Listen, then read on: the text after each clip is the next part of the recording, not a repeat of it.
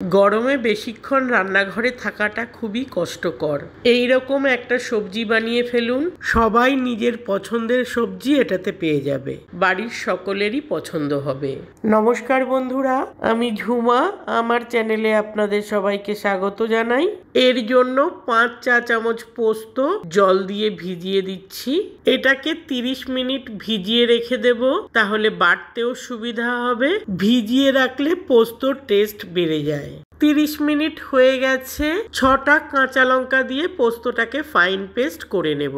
কড়াইতে সর্ষের তেল গরম করে কলাই ডালের বড়ি দিয়ে নেড়েচেড়ে লাল লাল করে ভেজে তুলে নিচ্ছি। এই বড়ি ভাজা তেলেই কালো জিরে ফোড়ন দিয়ে লম্বা লম্বা করে কেটে রাখা আলু দিয়ে পরিমাণ মতো লবণ দিয়ে নেড়েচেড়ে ভেজে নিয়ে লম্বা লম্বা করে কেটে রাখা পটল দিয়ে নেড়েচেড়ে ভেজে নিচ্ছি। পটলের খোসা ঘষে পরিষ্কার করেছি আর বীজ ফেলে দিয়েছি। সামান্য হলুদ দিয়ে আবারও নেড়েচেড়ে ভেজে নিচ্ছি।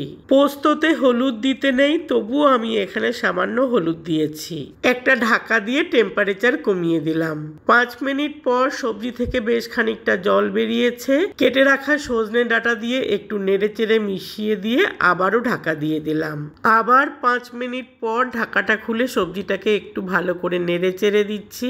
আলু পটল মোটামুটি সেদ্ধ হয়ে গেছে। খোসা ছাড়িয়ে কেটে রাখা ঝিঙে দিয়ে একটা ঢাকা দিয়ে দিলাম। কয়েক মিনিট পর ঢাকাটা খুলে একটু নেড়েচেড়ে দিয়ে আবার ঢেকে দিলাম। 10 মিনিট পর ঢাকাটা খুলে নেড়েচেড়ে দিচ্ছি। সবজি খুব ভালোভাবে সেদ্ধ হয়ে গেছে। পরিমাণ মতো চিনি দিয়ে নেড়েচেড়ে মিশিয়ে নিয়ে কাঁচা লঙ্কা দিয়ে বাটা পোস্তটা দিয়ে নেড়েচেড়ে মিশিয়ে নিচ্ছি। মিক্সির জারটা ধুয়ে বেশ অনেকটা জল দিয়ে দিলাম। একটু নেড়েচেড়ে মিশিয়ে নিয়ে ভেজে রাখা বড়িগুলো দিয়ে দিলাম। বড়িগুলো সবজির সাথে মিশিয়ে দিচ্ছি। বড়িগুলো জল টেনে নেওয়ার পর সবজিটা শুকনো শুকনো হয়ে যাবে। একটা ঢাকা দিয়ে টেম্পারেচার কমিয়ে দিলাম। 5 মিনিট পর ইন্ডাকশন অফ করে ঢাকাটা খুলে বেশ খানিকটা কাঁচা সর্ষের তেল ছড়িয়ে দিয়ে নেড়েচেড়ে মিশিয়ে দিচ্ছি। খুব ভালো করে মেশানো হয়ে গেছে। একটা ঢাকা দিয়ে 10 মিনিট স্ট্যান্ডিং টাইম দেব। 10 মিনিট পর ঢাকাটা খুললেই তৈরি আমাদের গরমের উপযুক্ত সবার পছন্দের সবজি। অসংখ্য ধন্যবাদ আমার পুরো ভিডিওটা দেখার জন্য এবং আমার সাথে থাকার জন্য।